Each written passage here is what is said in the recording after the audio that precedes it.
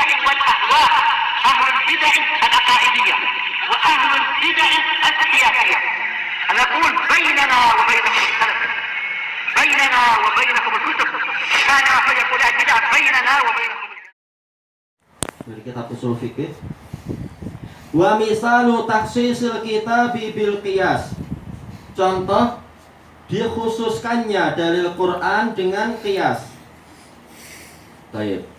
Tentunya apa? Ini para aklanion masuk lewat pintu ini. Dikit-dikit apa? Dengan qiyas ini maka dalil ini sudah layaknya untuk dikhususkan, tidak lagi berlaku pada zaman sekarang yang begini. Seperti apa? Mereka mengatakan memang dalil haramnya gambar makhluk bernyawa itu mutawatir, dosanya dosa besar.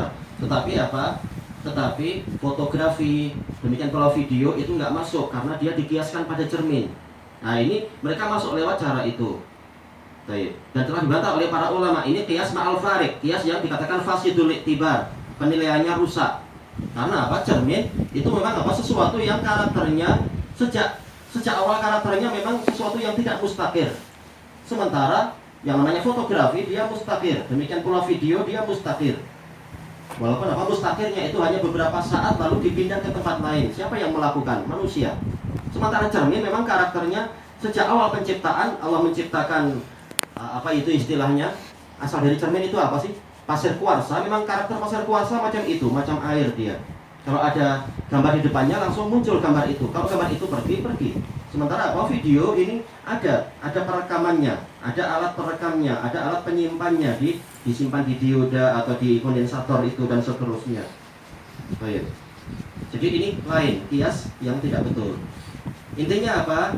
Usul fikih kalau tidak dibimbing oleh ulama ahlus sunnah wal jamaah dan akidah yang betul memang akan menjadi senjata yang membahayakan.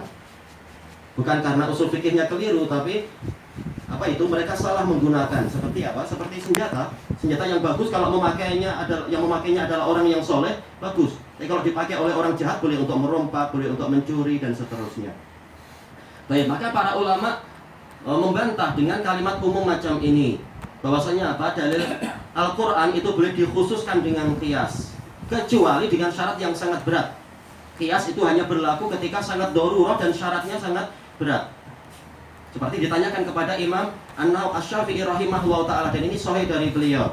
Baik, mata natis, kapan dan bilakah kita mengqiyas? Beliau mengatakan al-qiyas ka'aklil maitah la yusaru ilaihi illa inda darurah. Qiyas itu bagaikan makan bangkai. Kita tidak ke situ kecuali ketika darurah, enggak ada dalil lagi kita pakai qiyas.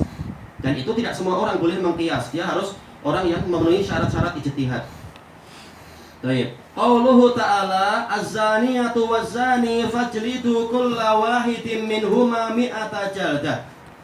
Pezina yang perempuan dan pezina yang laki-laki, maka sebatlah, pukullah masing-masing dari mereka berdua itu 100 pukulan. Baik, ini dalilnya umum.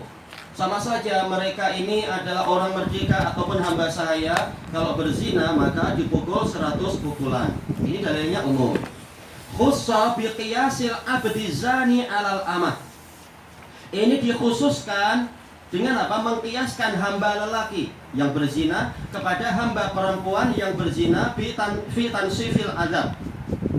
Yaitu apa? Dibuat siksaannya itu setengahnya saja. Fanisfu ma alal muhsanati minal azab. Kalau hamba perempuan yang berzina, maka siksaannya adalah setengah dari siksaan wanita muhsanat, yaitu wanita yang merdeka. Yaitu apa? Kalau wanita yang hamba sahaya berarti apa? Kalau berzina dipukul 50 kali. Qal waliqtisaru ala khamsina jaldah, mencukupkan pada 50 pukulan saja alal masyhur. Kata beliau menurut pendapat yang terkenal. Nah, mereka mengatakan ayat Quran mengatakan hamba sahaya perempuan itu siksaannya kalau berzina adalah 50 kali. Gimana hamba sahaya yang laki-laki? Tidak dibahas di dalam Al-Quran. Maka apa? Dikiaskan. Kita katakan ini kias yang betul. Tetapi apa? Kias yang betul ini tidak berdiri sendiri. Dia ada isyarat-isyarat memang apa? Di dalam Al-Quran. Bukan kias yang dilakukan oleh orang-orang yang aklaniun, dikit-dikit mengkias, padahal dalil itu ada. Sampai apa? Menentang dalil demi menguatkan kias. Dan ini keliru. Adapun yang ini memang kias yang sangat jali, sangat terang sekali. Kenapa? Apa yang membedakan antara hamba dengan yang bukan hamba? Hamba dengan orang merdeka. Sehingga kalau orang merdeka itu dipukul 100 kali, kalau hamba itu 50 kali. Dijelaskan oleh Ibnul Qayyim rahimahullahu ta'ala, yang menjadi sebabnya bukan karena bangsanya lain. Ini bangsa Arab, sementara hamba itu dari bangsa Sudan barangkali, bukan masalah itu. Tapi yang ada, yang menjadi sisi layak untuk dijadikan gantungan, kenapa yang ini siksaannya dikurangi, adalah apa? Masalah nuqsanun nikmah, kurangnya nikmat. Kalau orang yang merdeka memang apa? Nikmatnya itu sempurna, dia boleh kesana kemari, tidak diikat oleh tuan, dalam artian seperti hamba. Kalau hamba diikat oleh tuan, terikat dan seterusnya, mau apapun harus minta izin. Bahkan apa, kalau kerja dia tidak wajib untuk dikasih gajian, karena dia adalah apa? Kepemilikan, bukan pegawai, bukan kaki tangan, bukan pembantu, dia adalah hamba. Maka apa? Kenikmatan yang dia miliki memang sangat terbatas sekali. Baik.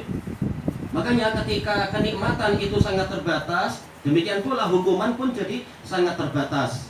Tidak seperti hukuman orang merdeka. Dia merdeka tapi masih maksiat, maka layak kalau hukumannya itu banyak dan besar. Nah, dari sisi ini tahulah kita apa bezanya antara hamba sahaya yang laki-laki dan hamba sahaya yang perempuan. Nggak ada bezanya di sini. Berarti kalau tidak ada bezanya, sama saja. Walaupun ayat bicara masalah hamba perempuan, tapi dia berlaku untuk hamba laki-laki juga. Ayat tidak menggunakan pembatasan, ini hanya berlaku untuk hamba perempuan. Ayat nggak bilang gitu. Berarti apa? Walaupun yang disebut dalam ayat itu adalah hamba sahaya perempuan, tapi juga berlaku untuk hamba sahaya laki-laki. Hanya saja kenapa Allah tidak sekalian bilang aja seluruh jenis hamba sahaya laki-laki dan perempuan. Nah, di sini Allah memberikan kesempatan kepada para mujtahidin untuk mencari pahala ijtihad. Baik. Bukan karena syariat itu kurang, tapi karena apa? Allah memberikan mereka kesempatan ijtihad untuk perkara-perkara yang sudah ada isyarat dari Allah. Baik. Bukan karena syariat kurang sehingga perlu dilengkapi oleh akal manusia, bukan demikian. Karena terkadang syariat itu datang dengan nas, terkadang dengan apa? Isyarat. Baik. Jadi tidak boleh mengkiaskan kemudian apa dengan sesuatu yang berdiri sendiri secara murni, tidak ada dalilnya. Ini tidak boleh. Karena ia akan mendatangkan apa? Menyebabkan orang membuat syariat yang baru, dan itu adalah kekufuran. Baik, maka kias yang macam ini betul, karena kiasnya betul-betul terpandang dalam syariat, ada isyarat-isyarat di situ.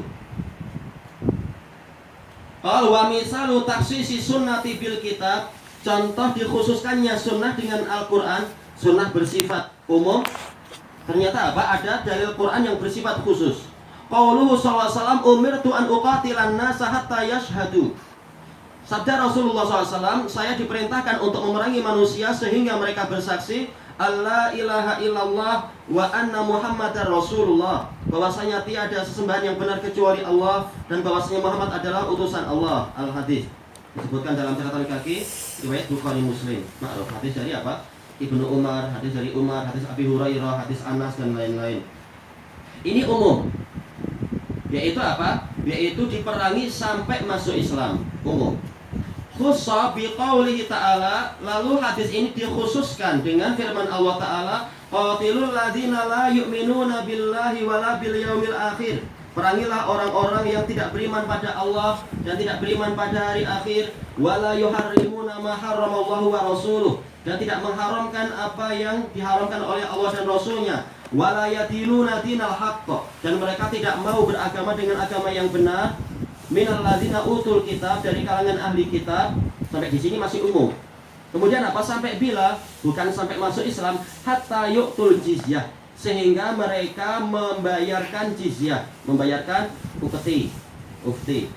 Ayati wahum saghirun, secara langsung dalam keadaan mereka itu hina, bukan memberi jasa pada muslimin, tapi dalam keadaan hina. Baik. Jadi boleh walaupun tidak masuk Islam, boleh untuk kita menghentikan peperangan dengan mereka apabila mereka membayar jizyah. Lalu apa? Dikasih hak dan kewajiban sebagaimana mestinya. Baik, ilahuna wallahu a'lam.